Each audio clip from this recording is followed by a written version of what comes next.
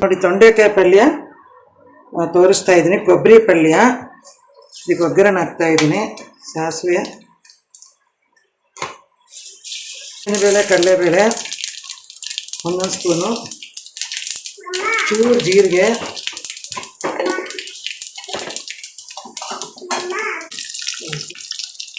ನೋಡಿ ಸಾಸಿವೆ, ಉದ್ದಿನಬೇಳೆ, ಕಡಲೆಬೇಳೆ, ಜೀರಿಗೆ, ಒಣಮೆಣಸಿನ್ಕಾಯಿ,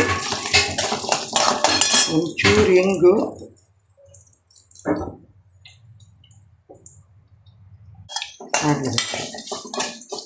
ಮತ್ತು ಸ್ವಲ್ಪ ಕರಿಬೇವಿನ ಸೊಪ್ಪು, ಕೊಬ್ಬರಿನೂ ಹಾಕ್ತಾಯಿದ್ದೀನಿ. ಇದಕ್ಕೆ ಕೊಬ್ಬರಿ ಪಲ್ಯನೇ ಇದು. ಫಸ್ಟೇ ಹಾಕ್ಬಿಟ್ಟು ಈ ಥರ ಹುರಿದು ಅದೇ ಪಲ್ಯ ಹಾಕಿದರೆ ಕೆಡಲ್ಲ.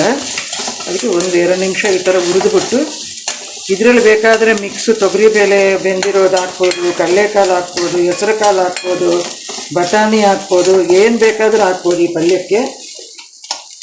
ನಾನು ಬರೀ ತೊಂಡೆಕಾಯಿ ಮಾಡಿದ್ದೀನಿ. ಉಪ್ಪು ಹಾಕಿ ಬೇಯಿಸಿಟ್ಟಿದ್ದೀನಿ. ತೊಂಡೆಕಾಯಿ ಒಂದೇ ಒಂದು ವಿಜಿಲ್ ಮಾಡ್ತಿದ್ದೀನಿ.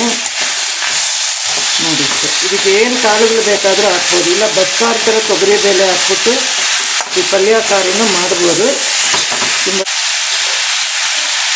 ಚೂರು ಅರಿಶಿನ ಹಾಕಿದ್ದೀನಿ. ನೋಡಿ ಆಗಿದೆ. ಒಂದು 5 ನಿಮಿಷ ಸಿಮ್ಮಲ್ಲಿ ಇಟ್ಟಿರಿ, ಆಮೇಲೆ ಆಫ್ ಮಾಡ್ಬೋದು. ತುಂಬ ಚೆನ್ನಾಗಿರುತ್ತೆ ಅನ್ನಕ್ಕೂ ಚಪಾತಿಗೂ. ಮಾಡಿ ನೋಡಿ.